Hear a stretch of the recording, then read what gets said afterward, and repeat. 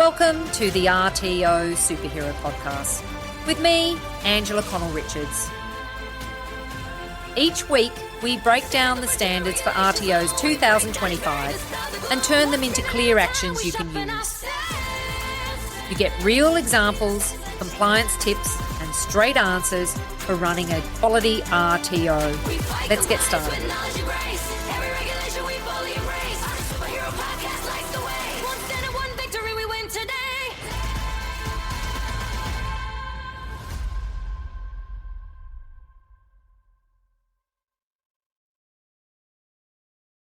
Welcome to this deep breakdown of the November ASQA IQ update.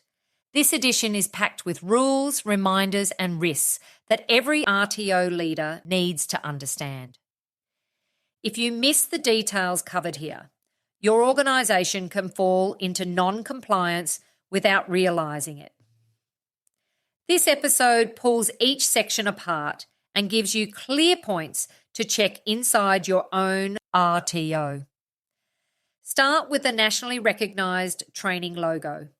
ASQA makes it clear, misuse of the logo is one of the fastest ways an RTO can mislead students without intending to.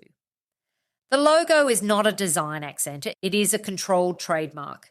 You can only use it when the training is nationally recognised and listed on your scope of registration.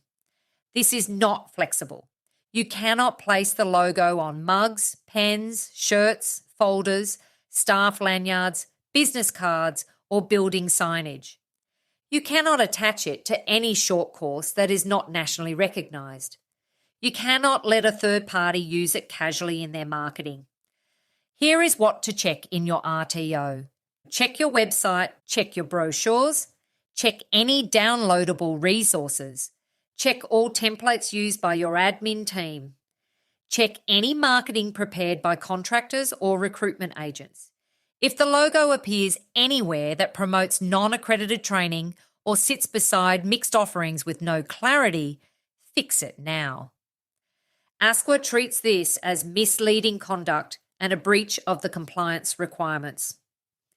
The update's message is simple. Your RTO must have control over who uses the logo, where the logo appears, and how the logo is protected. If you leave these decisions to chance, you take on unnecessary risk. Next, ASQA turns to issuing AQF certification documentation. This is one of the most common areas where RTOs fail an audit. The 2025 standards require that you issue AQF certification documentation within 30 calendar days of the student meeting the requirements of the training product. This rule now includes students who complete one or more units and then withdraw. ASQA clarifies a key scenario. If the student has not completed assessment in the last 30 days, you can issue the documentation within 30 days of the withdrawal request. What should you check inside your RTO? Check your student management system to ensure it flags completions automatically. Check that your admin team has a clear process to issue certificates weekly or daily. Check that all fees have been disclosed and captured correctly. Check that you store a complete register of issued documents. If you cannot show the date of issue, the unique certificate number, and the student's full legal name, you carry a compliance risk. ASQA repeats that all certification must match the AQF issuance policy. That includes exact codes and titles as listed on the National Register. If your certificates include outdated codes, missing fields, or design changes that dilute security, fix them now. Every certificate is a legal document and must be accurate, complete, and traceable. You must also retain all certification records for 30 years. This is a long-term responsibility.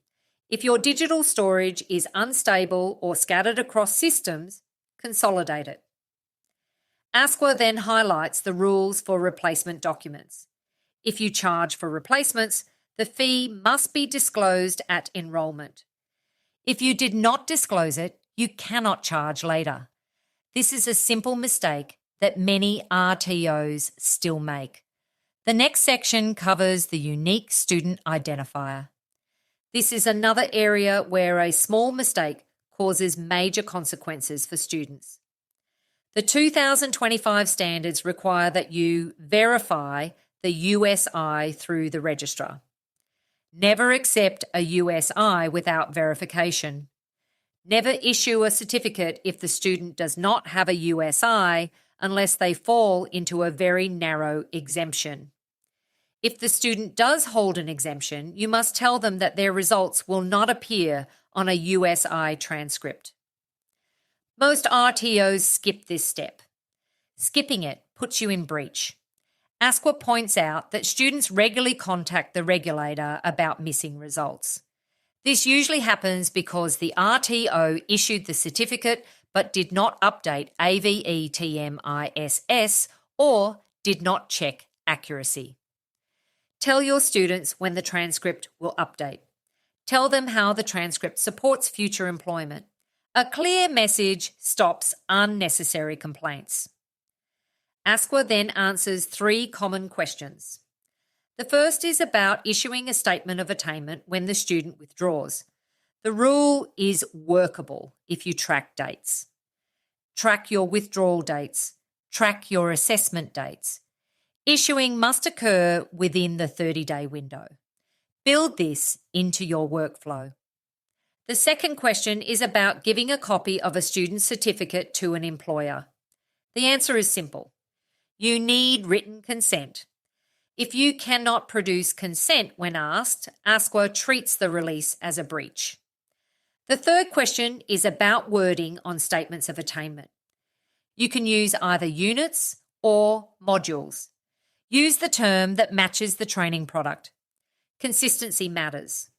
Next, the update covers sector activity. ASQA will host a webinar on the 28th of November. This webinar covers early insights since the 2025 standards took effect. If you are responsible for quality or governance in your RTO, this is not optional. These webinars show the compliance patterns ASQA is already seeing across the sector. When you know the patterns, you can review your own systems before the regulator steps in. ASQA also highlights its latest podcast episode. This episode explains the credential policy in practical detail. The credential policy is now embedded in the standards. It tells you who can train, who can assess, who can provide direction, and who can work under direction. It clarifies what industry skills and currency look like under the new rules. If your workforce plan has not been updated since July, this is the time to check every trainer and assessor. The update shifts to an important risk item for RTOS, delivering UEE 30820. Students who want an unrestricted electrician's licence must complete the qualification through an apprenticeship pathway. If you deliver this qualification outside the apprenticeship model, you must tell students that they will not meet licensing requirements. This must appear in marketing. It must appear in enrolment information. It must appear in pre-training review. Provide the licensing requirements for all states and territories, not just your own. Under Standard 2.1, failing to give correct licensing information is a major breach. ASQA treats this seriously because the risk to the student is serious. The update then highlights Jobs and Skills Australia.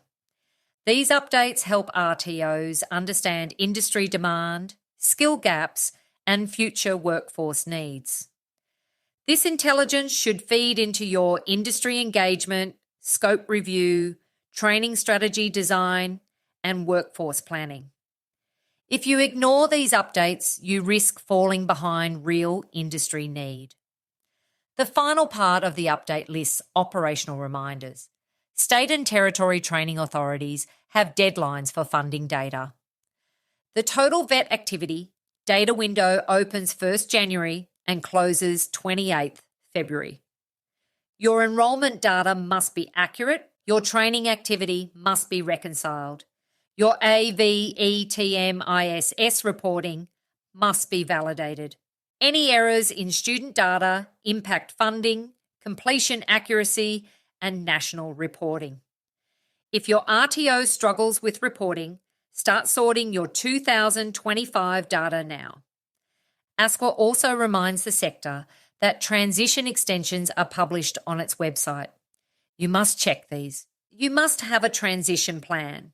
You must transfer or complete students before deadlines. Transition failures remain one of the most common breaches under audit. The message across this ASQA IQ update is direct. RTOs must strengthen controls around marketing accuracy, certification timeliness, USI verification, licensing advice, workforce credentials, and data reporting. These are not small issues. They are signals of the integrity of your training delivery. When your organisation gets these areas right, your students benefit and your compliance position strengthens. When you miss them, the risk grows fast. Use this update as your checklist. Audit your NRT logo use. Audit your certification process. Check your USI accuracy. Review your licensing information. Update your workforce records. Prepare your AVETMISS data. Strengthen your transition management. These are the practical steps that keep your RTO compliant under the 2025 standards. That ends this extended breakdown of the November ASQA IQ update. Keep your systems tight. Keep your evidence clean.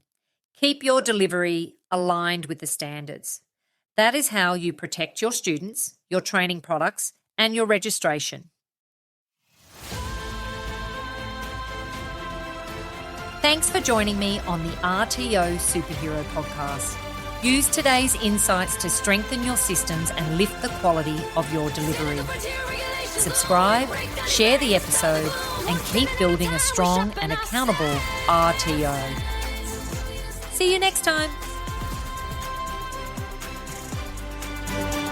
We fight compliance with knowledge and grace. Every regulation we boldly embrace. On a superhero